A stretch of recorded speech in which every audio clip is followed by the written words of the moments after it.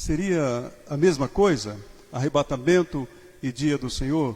Então, esse é o nosso objetivo nessa noite, trazer aos irmãos uma visão escatológica do ponto de vista dispensacionalista e pré-milenista.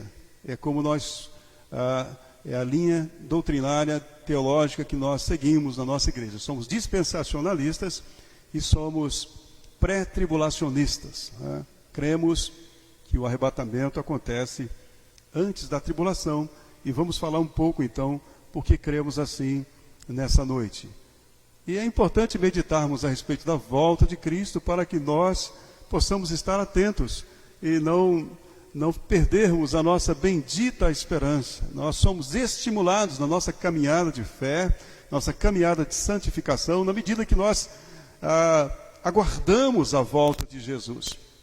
Me lembro que, por um tempo, eu morei fora do Brasil, e quando você sai do seu país, você precisa de sobreviver, principalmente quando você está sozinho. Eu estava sozinho em outro país, não conhecia ninguém, não tinha nenhum familiar, é só eu e eu mesmo, né? Então você tem que trabalhar, senão você não come. Assim é a vida, né? Pagar aluguel e as contas vão chegando, isso e aquilo, e você tinha que dar um jeito. Eu me sujeitava a qualquer trabalho, o que viesse pela frente, né? Eu estava disposto a quebrar pedra e trabalhei em várias áreas da construção, e qualquer trabalho que me oferecia, eu estava precisando. Eu não pensava se era fácil, se era difícil, seja o que for, estava ali disposto a fazer. E uma das coisas que me ocorria naquele tempo que eu estava lá, muitas vezes, naquelas ruas de Nova York, quebrando pedra, literalmente quebrando pedra, quebrando calçamento. Trabalhei para alguns italianos e nós quebrávamos as calçadas com a marreta para fazer de novo aquela calçada. Então, às vezes, estava lá quebrando aquelas calçadas, um sol escaldante. Mas uma das coisas que me estimulava a continuar trabalhando é porque eu sabia que aquela não era a minha realidade permanente. Aquilo haveria de passar. Eu tinha uma casa para retornar. Eu tinha um pai, eu tinha uma mãe, eu tinha uma família, eu tinha uma identidade. Eu sabia que eu pertencia a uma família e eles me amavam. Então, saber que eu tinha para onde voltar, que aquilo era apenas uma passagem, apenas um tempo, aquilo me dava força para continuar, para ficar firme, pois era apenas um período de tempo. Eu ficava olhando para outros que talvez não tinham essa mesma possibilidade, e eu tinha compaixão. Aquelas pessoas que tinham que encarar aquela vida para sempre, sem esperança, sem expectativa, pessoas que muitas vezes permanecem nesse estado e sem nenhum estímulo para estudar, sem nenhum estímulo para crescer, sem nenhum estímulo para desenvolver, para nada, e permanecem numa situação de penúria por anos e anos. São pessoas que se deprimem, são pessoas que não encontram estímulo para a vida. Mas quando você tem uma expectativa de que algo melhor estará acontecendo, você é fortalecido na sua esperança, você é fortalecido no seu entusiasmo, você é fortalecido na sua motivação. Assim, queridos, somos nós. E é importante nós meditarmos a respeito da volta de Cristo, para relembrarmos de que isso aqui não é para sempre, isso aqui não é meu lar, daqui a pouquinho eu não estou mais aqui, daqui a pouquinho, ou o Senhor Jesus vem nos buscar, ou então Ele irá nos chamar para estarmos com Ele, não é? Ou a vida irá chegar ao seu fim. Somos como uma vela, e as velas, elas têm vários tamanhos, e nós não sabemos o tamanho da vela de nenhum de nós. O dia que acabar, acabou. Algumas dessas velas são maiores, outras são menores, mas temos um prazo de validade, todos nós, e vai chegar o momento. Então, queridos, nós estamos esperando, a grande esperança do crente, a grande expectativa do crente, e o que nos estimula é saber que entre nós e Deus o caminho está aberto. Podemos entrar agora no Santo dos Santos e adorar ao nosso Deus, e também o dia que partirmos daqui, estaremos na presença do Senhor. Como Jesus disse, aquele ladrão na cruz. Hoje mesmo estarás comigo no paraíso. Que coisa maravilhosa, não é? Saber que somos do Senhor e não sabemos a hora, mas daqui a pouco estaremos com Ele. Paulo diz que era muito melhor estar com o Senhor, né?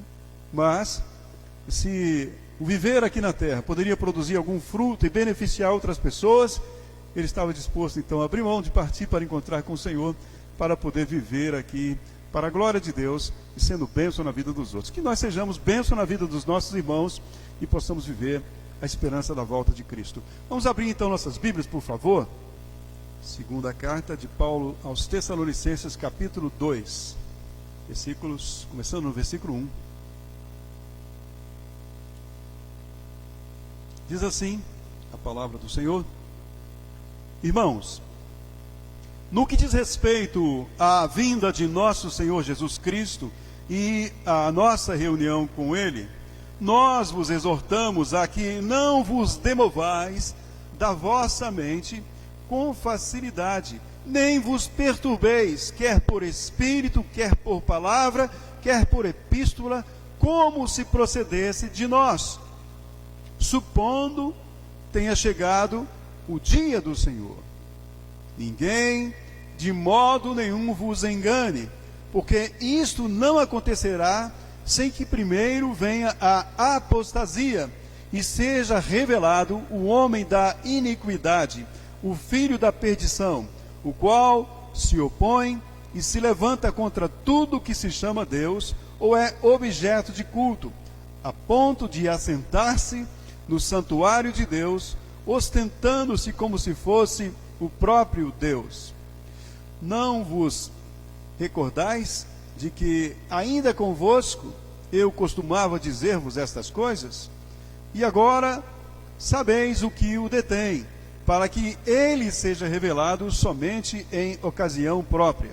Com efeito, o mistério da iniquidade já opera, e aguarda somente que seja afastado aquele que agora o detém.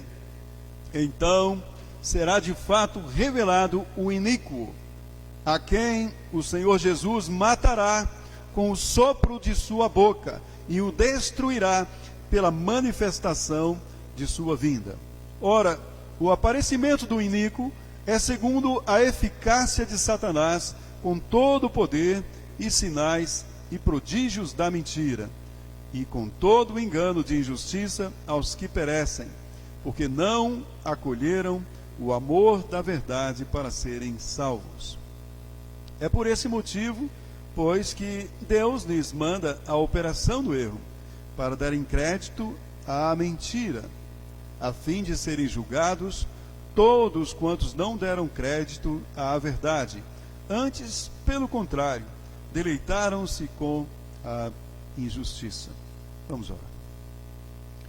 Nosso amado Deus, eterno Pai, estamos te louvando, estamos te bendizendo, estamos agradecendo pelo privilégio de retornarmos a este lugar e poder aqui junto com os irmãos adorá-lo, bendizê-lo, Senhor, exaltá-lo. O nosso propósito é glorificar ao Senhor. Nós rogamos que o Senhor, pelo seu Espírito Santo, esteja falando aos nossos corações, ó Deus, nos guiando a toda a verdade. Nós dependemos de Ti, amado Deus. E o que nós almejamos mesmo é que o Senhor esteja santificando a vida de cada um de nós. E que haja frutos desse trabalho, Deus, para a glória do Teu nome, Senhor. Nada podemos sem a direção do Seu Espírito, sem o operar do Seu Santo Espírito. E nós estamos pedindo isso ao Senhor. A igreja te pertence. Só o Senhor pode, de fato, ó Deus, edificá-la, Deus. E nós estamos clamando que o Senhor faça por meio da pregação da Sua palavra. Oramos em nome de Jesus. Amém. Meus irmãos, assim como nós,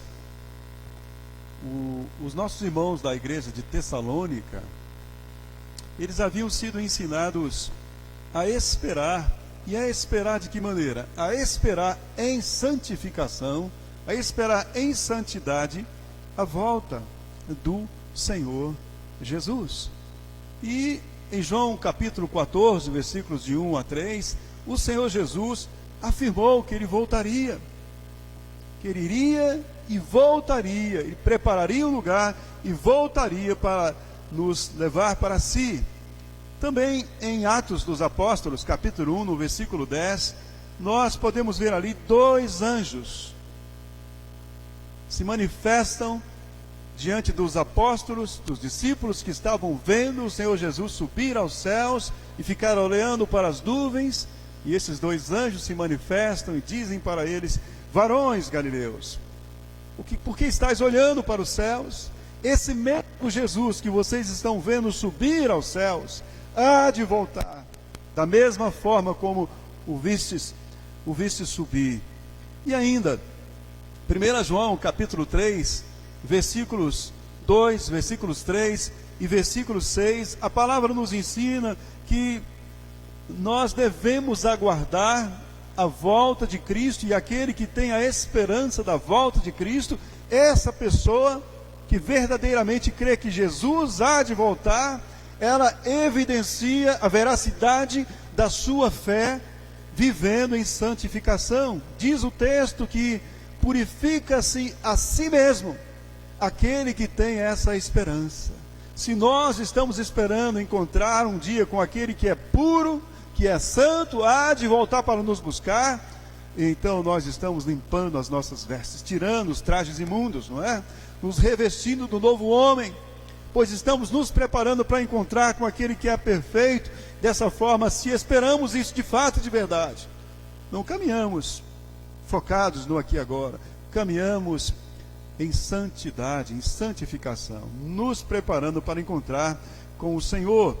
O salvo, 1 João 3,6, nos ensina que ele não vive na prática do pecado, está sujeito a pecar, mas ele não vive pecando. Assim é a vida daquele que espera a volta do Senhor Jesus, espera em santificação.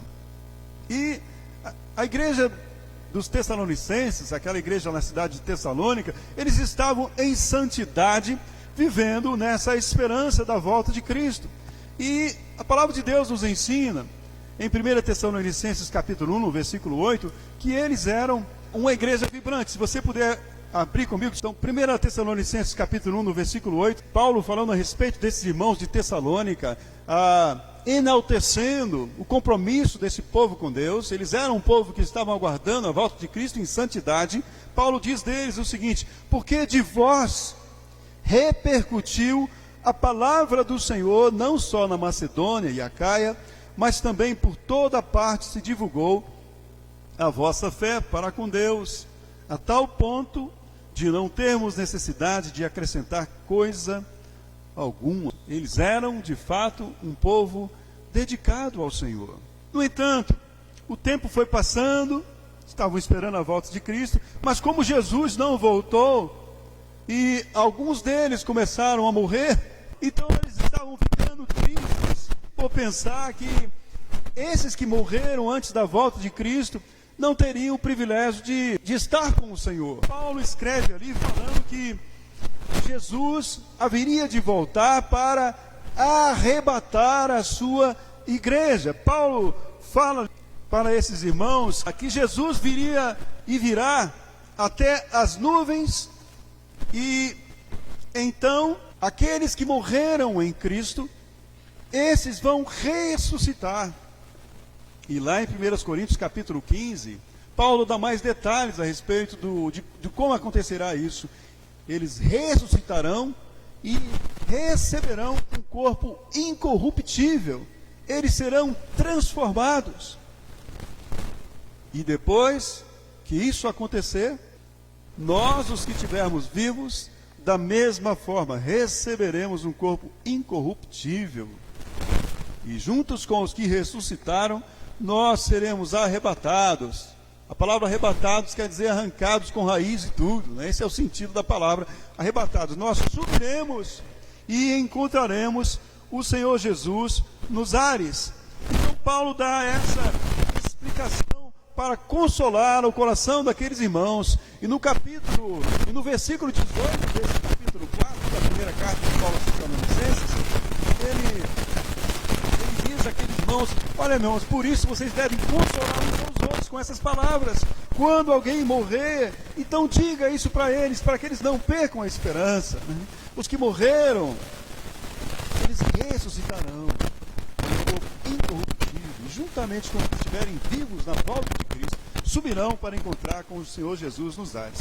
E, meus irmãos, se você está com a sua Bíblia aberta em 1 Tessalonicenses capítulo 4, no capítulo 4 Paulo fala do arrebatamento, principalmente no versículo 17. Vamos ler esse versículo 17.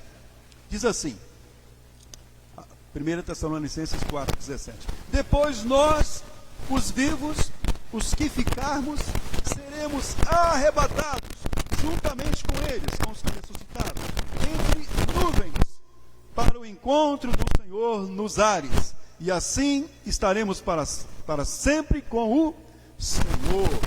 Aqui nesse capítulo 4, Paulo lhes fala sobre o arrebatamento. Agora, depois disso, de ter falado do arrebatamento, chegando no capítulo 5, Paulo vai falar com esses irmãos de um evento diferente. Ele vai falar agora do dia do Senhor. Diz assim o texto: irmãos, estou em 1 Tessalonicenses capítulo 5, versículo 1. Irmãos, relativamente aos tempos e às épocas, não há necessidade de que eu vos escreva, pois vós mesmos estáis inteirados com precisão de que o dia do Senhor vem como ladrão. E nós, às vezes, numa leitura rápida, ligamos uma coisa com a outra. Ligamos o arrebatamento do capítulo 4 ao dia do Senhor, do capítulo 5. Note bem, vamos continuar aí. Versículo 2: pois vós mesmos estáis inteirados com precisão de que o dia do Senhor vem como ladrão de noite. Quando andarem dizendo paz e segurança, eis que lhes sobrevirá repentina destruição, como vem as dores de partos para dar à luz, e de nenhum modo escaparão. Você poderia colocar aqui, de nenhum modo eles escaparão, né? Poderia colocar um pronome aqui, não há necessidade, mas para entender melhor, ele diz ali, lhe sobrevirá, e de nenhum modo eles escaparão no dia do Senhor. De quem que ele está falando? Fique com essa pergunta aí. Mas, versículo 4, mas é uma conjunção, o quê? Adversativa, não é verdade? Você fala uma coisa e quer colocar outra em oposição àquilo que ele falou. Para eles, o dia do Senhor virá como ladrão, mas vós, ele muda, da terceira pessoa para a segunda pessoa. Mas vós, irmãos, o quê? Não estáis em trevas, para que esse dia, como ladrão, vos apanhe de surpresa. Porquanto vós todos sois filhos da luz e filhos do dia. Não somos da noite, nem das trevas. Não somos da noite e não somos das trevas. Então, Paulo diz que o dia do Senhor virá como ladrão de noite. E no versículo 3, ele vai dizer, eis que lhes sobrevirá. E eu até coloquei em negrite sublinhado ali, para que você perceber, o dia do Senhor lhe sobrevirá. E eis que quando ele vier, lhe sobrevirá repentina destruição. E Paulo não diz, vos sobrevirá. Paulo não está se incluindo e não está incluindo a igreja. Mas esse dia do Senhor, meus irmãos, ele não virá para os crentes como um ladrão. Ele virá sim como ladrão para os que estão nas trevas. E quando ele vier, ele desencadeará a ira de Deus, trazendo sofrimentos nunca antes vistos. 1 Tessalonicenses capítulo 5, no versículo 3, nos ensina, quando andarem dizendo paz e segurança, eis que lhes sobrevirá repentina destruição, como vem as dores de parto a que estar para dar à luz, e de nenhum modo escaparão. Virá sobre eles no dia do Senhor repentina destruição. Ainda Mateus 24, 21, Jesus disse, Porque nesse tempo haverá grande tribulação, como desde o princípio do mundo, até agora não tem havido, e nem jamais haverá. Isso no dia do Senhor, que nós vamos ver daqui a pouquinho, que trata-se de juízo. Mas esse dia do Senhor, meus irmãos, ele não virá para os crentes como ladrão de noite, pois os versos 4 e 5 que nós lemos, eles dizem que os crentes não estão nas trevas.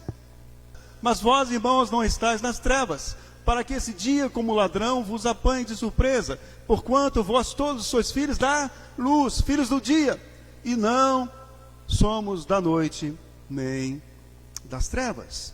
Então, a igreja não está sem luz sobre esse assunto. A igreja não está sem aviso. A igreja não será apanhada de surpresa. E Paulo, além disso, essa primeira carta de Paulo aos Tessalonicenses, nesse capítulo 5, no versículo 9, Paulo ainda vai dizer o seguinte, vamos chegar lá.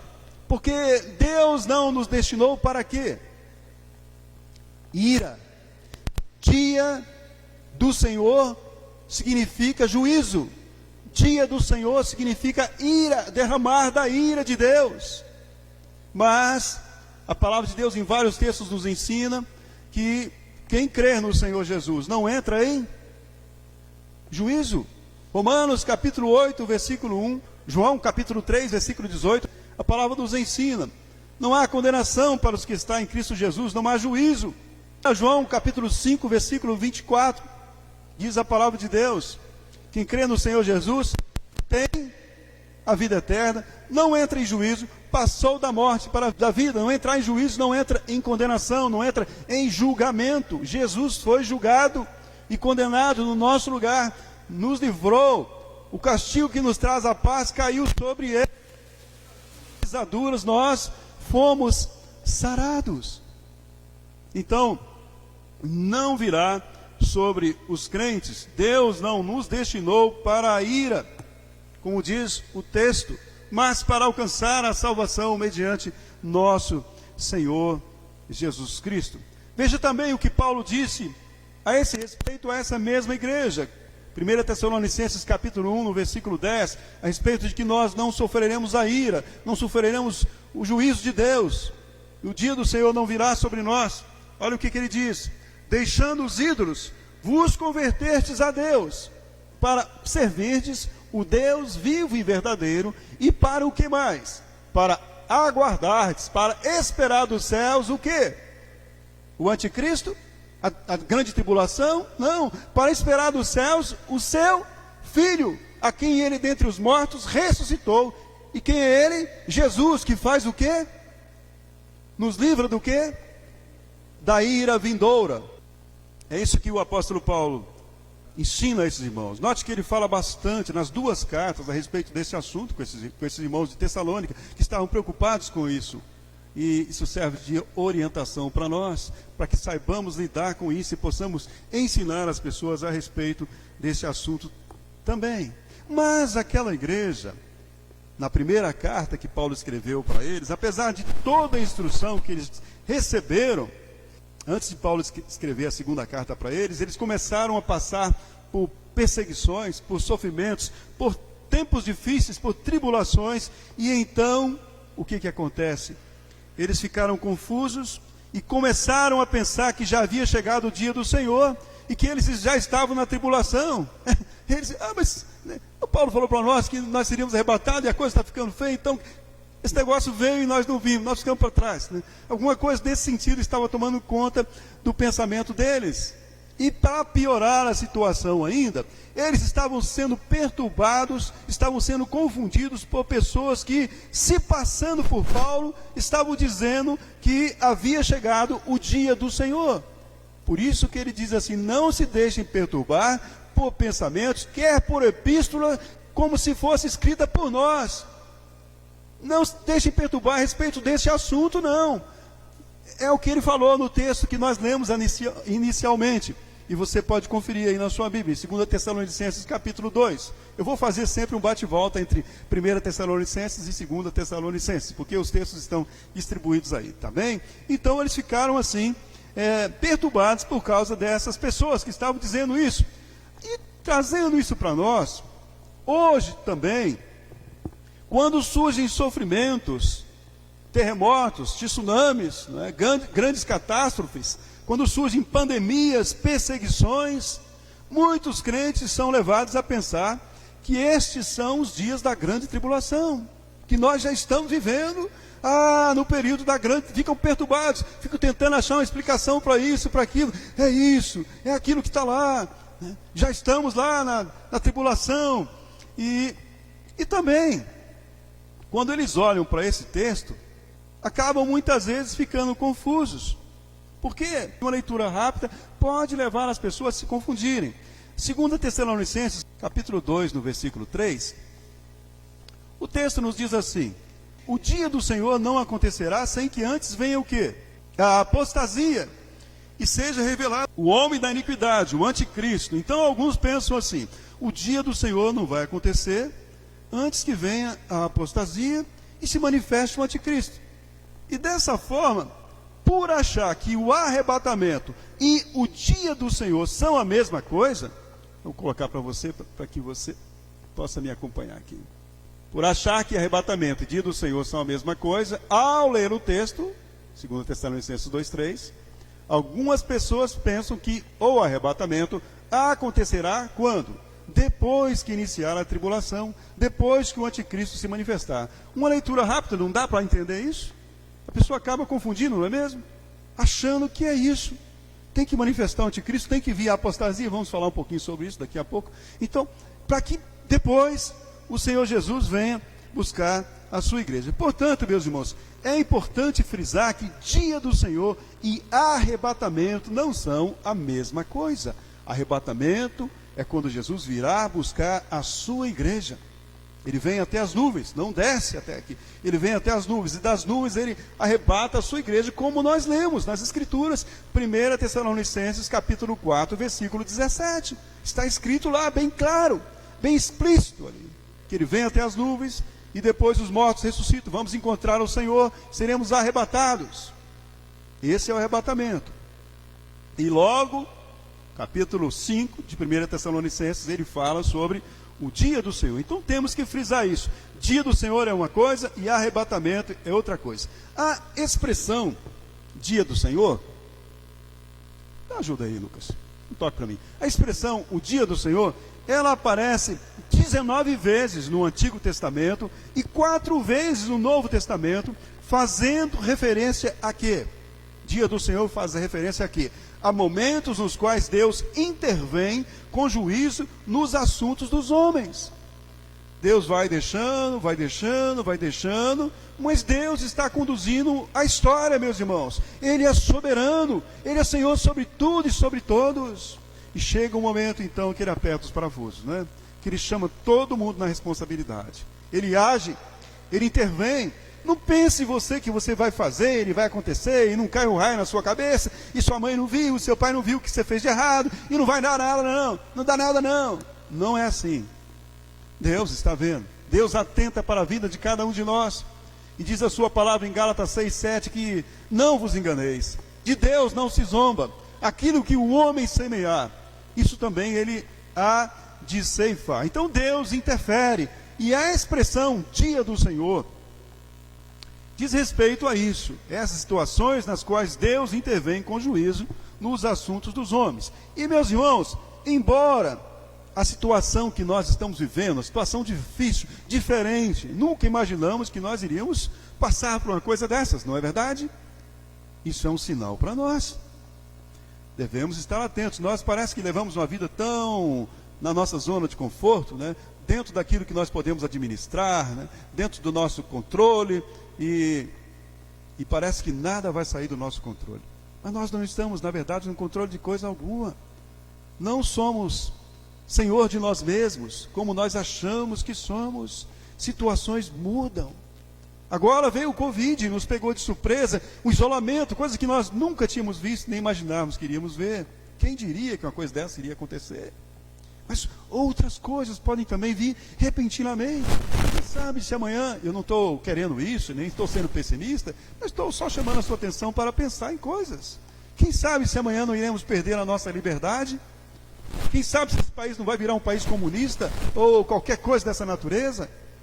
E vão tirar, como existem muitos países que os cristãos não têm liberdade?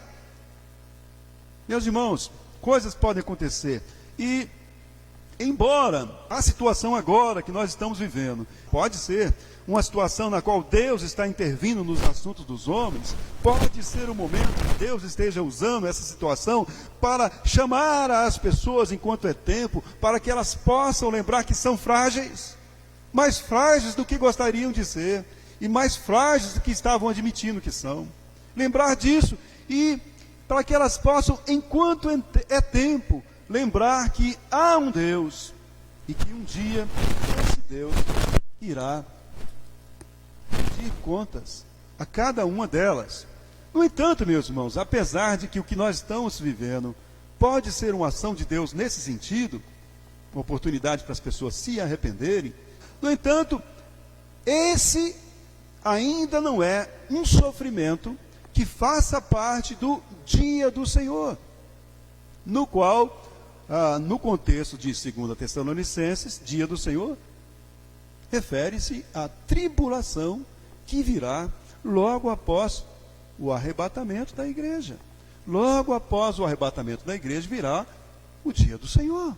Virá então o juízo. Tribulação é juízo. Juízo não virá sobre a igreja. Juízo virá sobre aqueles que estão nas trevas.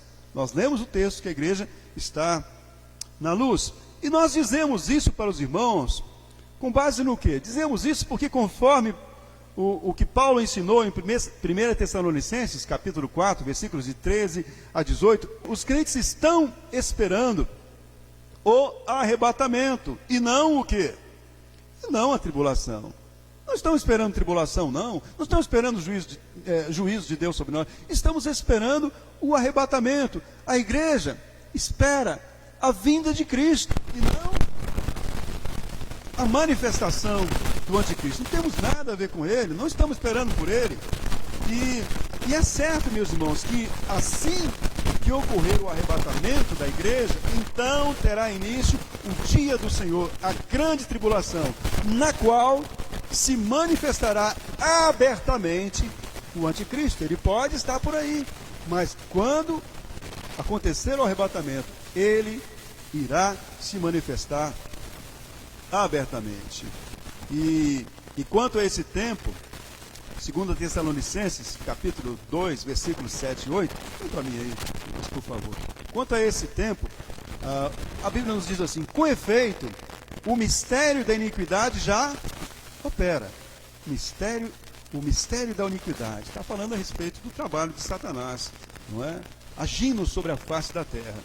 Ele está operando já. E diz ainda o texto: e aguarda o quê? Para que ele se manifeste por completo. E aguarda somente que seja afastado aquele que agora o detém. Quem é esse que agora está impedindo que esse homem da iniquidade se manifeste por completo? Ele já está agindo. Mas por que ele não aparece de uma vez? Se tem alguém que está segurando. E o versículo 8, então, diz assim: então será de fato revelado o iníquo. O iníquo se refere a uma pessoa, o homem da iniquidade, que é o anticristo, a quem o Senhor Jesus matará com o sopro da sua boca e o destruirá pela manifestação da sua vinda. Versículo 6 ainda vai dizer assim: e agora sabeis o que o detém, para que ele seja revelado somente em ocasião própria. Tem alguém o detendo, impedindo que ele se manifeste. E quem é esse? Nós cremos, meus irmãos, que seja quem? Que seja o ministério do Espírito Santo através da igreja.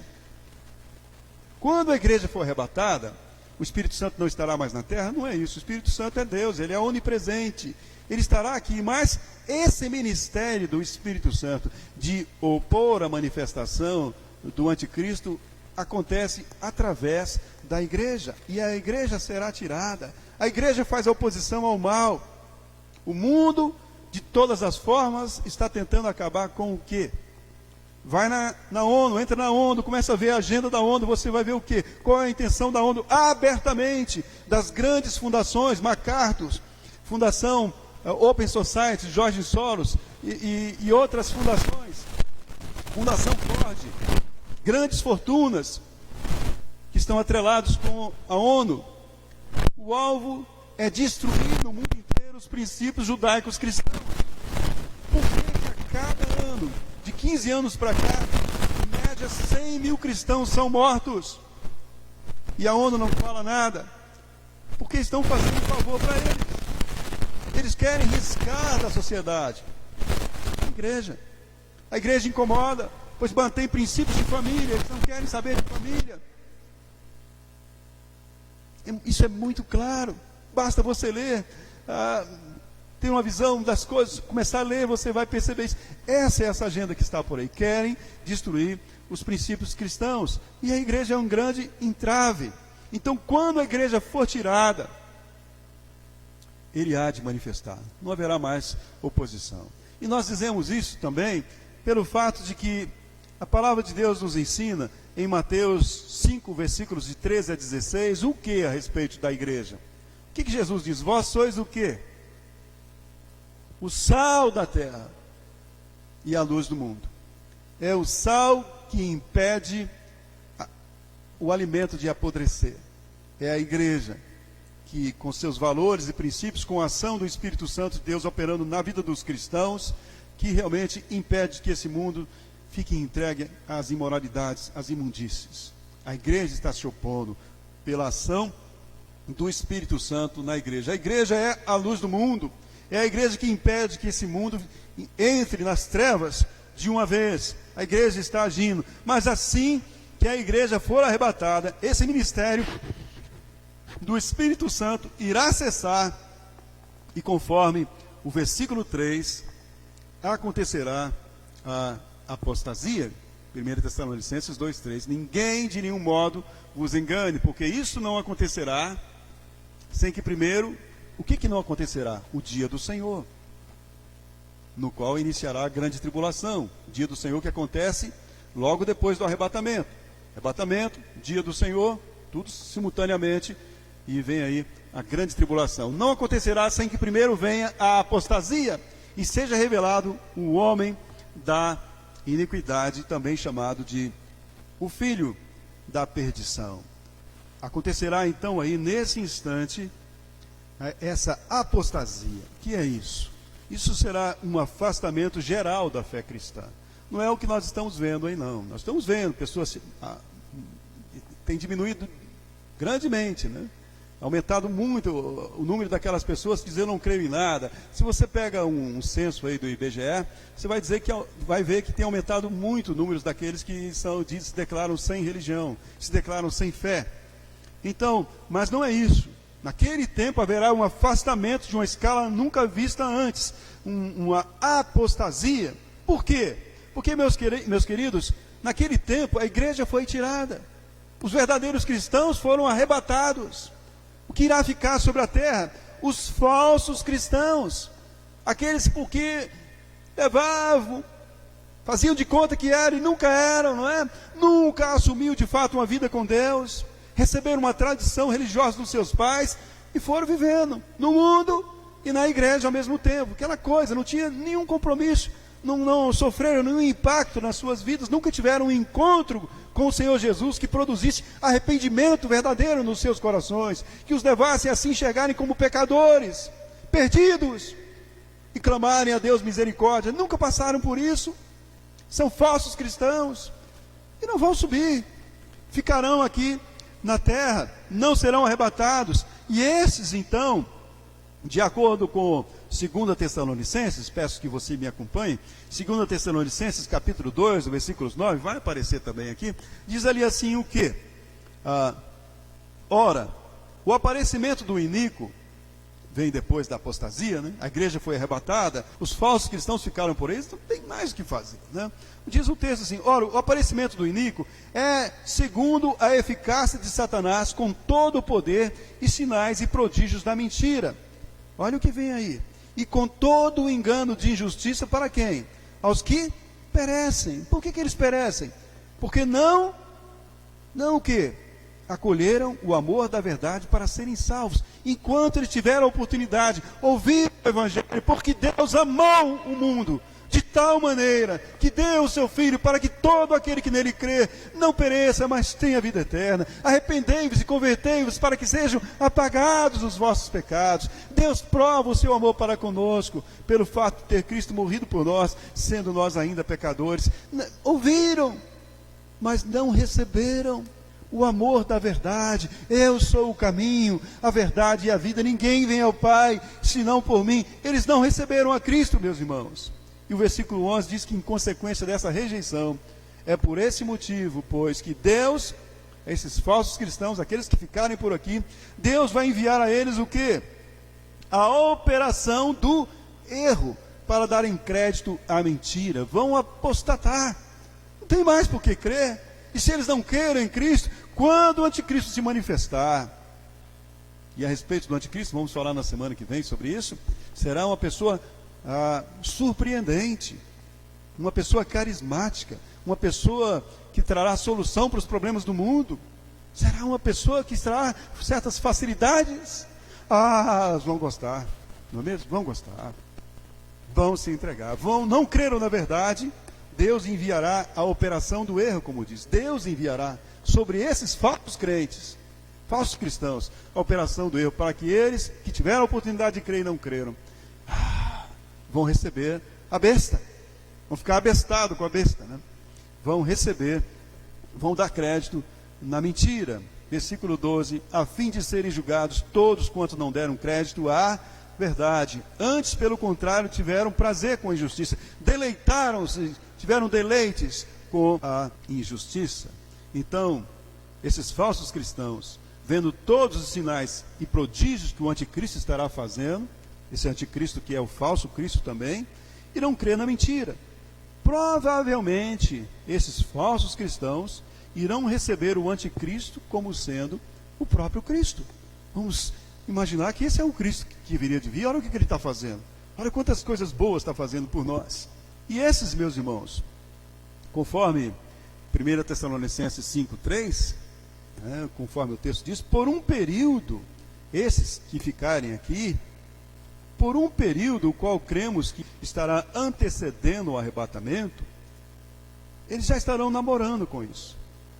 Estarão namorando com essas ideias. Porque essas ideias já estão presentes nos nossos dias. As ideias de paz e segurança para o mundo. Eu estava vendo um brasileiro, tentar lembrar o nome dele, é um mineiro inclusive, semana que vem eu procuro trazer o nome dele para vocês, tem 91 anos, está vivo, ele é um dos membros do Clube de Roma. O Clube de Roma é um clube muito influente no mundo inteiro, traça metas, eles têm metas traçadas para daqui até o ano 2052, pensam o futuro, eles pensam e eles querem, a proposta deles é um mundo melhor. Eles trabalham, e você ouve o discurso deles, você pensa que é coisa boa. Eles falam em distribuição de rendas, igualdade social, mas falam também em diminuição da população mundial. Com que métodos? Nós estamos vendo aí grandes pessoas, grandes fortunas falando sobre isso, né? Quais são os métodos? Por que a ONU investe na LGBT? Por que a ONU investe no movimento feminista? Por que a ONU investe no aborto? Não é que eles amam essas causas. Esses grandes líderes do mundo veem nisso uma oportunidade para alcançar as suas metas de redução de natalidade. Esse é o alvo. Essa é a intenção. Mas eles estão dizendo que eles querem que as pessoas trabalhem menos e desfrutem mais da vida. E é atraente para nós, né? Quem quer dureza? Eu não quero, né? Quem não quer sombra e água fresca? Todos nós queremos. E nessa época, já pensou quando manifestar tudo isso? Já está chegando. E na medida que for chegando essas facilidades, meus queridos, facilidades com um preço. Abra mão dos seus princípios e valores e vai entrando devagarzinho. Você pode ter a sua igreja, pode ser cristão, mas não seja desses radicais aí não. Não seja fanático não. Não, Fica aí na sua reuniãozinha aí, né? Fique na sua aí, mas você pode ir para o clube, pode beber a sua cervejinha, pode pintar e bordar, pode sair por aí, dar as suas quedas de asa. E muitos vão se adaptando, vão gostando disso, né? Vão deixando de lado a palavra de Deus que vai dizendo para você: não ameis o mundo, nem o que no mundo há. Se alguém ama o mundo, o amor do Pai não está nele. E muitos que nunca foram cristãos, na verdade, foram cristãos apenas de tradição, de aparência, nominais, vão deixando de lado. A coisa vai sendo conveniente para eles, e eles vão se tornando coniventes com a prática do mal, com o pecado. Todo mundo está fazendo, já não é mais como antigamente, não é? Não é bem assim, agora não, agora está liberado. Agora, não é, a igreja já está aceitando isso, né? A igreja até faz casamento homossexual. Então, estamos no outro tempo. Você é um anacrônico, né? Você é um cara fora do tempo. Você é uma pessoa com pensamento retrógrado, né? Vocês têm que ter para vocês um pastor mais moderno, né? Esse cara aí, cabeça branca, isso é um atraso na vida de vocês. Vocês precisam de alguém que libere vocês. E as pessoas estão assim. As igrejas emergentes hoje estão aí, liberais, estão recebendo tudo e de qualquer forma. Vem do jeito que você está e caça um cantinho aí e pode ficar como você está, porque aqui nós não somos preconceituosos não, né? Nós não vamos incomodar com você não. Deus te fez assim, pode ficar do jeito que você está aí mesmo, porque Deus te aceita assim mesmo. Alguns vão entrar nisso, vão estar vivendo esse tipo de coisa, e por um período então, antes do arrebatamento, nós cremos, eles estarão dizendo: agora a coisa está boa. Nós estamos caminhando para isso, meus irmãos, para esse tempo. E eu creio, estou colocando a posição pessoal, e eu creio que esse tempo chegará antes do arrebatamento. Um tempo de facilidades, onde essas pessoas que não serão arrebatadas se entregaram. Os crentes não, porque os crentes estão na luz. Na tua luz veremos a luz. Lâmpada para os meus pés é a tua palavra e luz para os meus caminhos. Os crentes não irão apostatar da fé. Os crentes saberão: não, eu tenho compromisso com meu Deus e não com a minha carne. Isso está favorecendo a minha carne, as minhas paixões, os meus desejos. Mas eu não vou entrar nessa, porque isso tem um preço. Os crentes não entrarão nessa. Eles estarão dizendo: estamos numa boa, a paz e segurança. O crente não. O crente estará aguardando em santidade, em santificação, a volta do Senhor Jesus Cristo, meus irmãos. E eles estarão desfrutando de uma falsa paz. Mas a igreja não estará nas trevas, não estará desavisada. Ela não estará nas benesses do pecado, desfrutando do pecado. E quando a igreja que está atenta for arrebatada, esses falsos cristãos e os demais, sobre eles sobrevirá, como diz o texto, repentina destruição. E é importante, meus amados, lembrar que para esses não haverá o quê? Salvação. Para esses que tendo ouvido a verdade, escutado o evangelho, não creram, para esses não terá segunda chance. A Bíblia fala assim, de que haverá salvos na grande tribulação. Mas esse texto de Tessalonicenses nos mostra que essa oportunidade de salvação não será para aqueles que agora estão escutando a verdade. Porque o texto nos diz que eles ouviram a verdade, mas não receberam o amor da verdade para serem salvos. Por isso, sobre esses, o Senhor enviará o que? A operação do erro, para que creiam na mentira. Está bem claro diante de nós.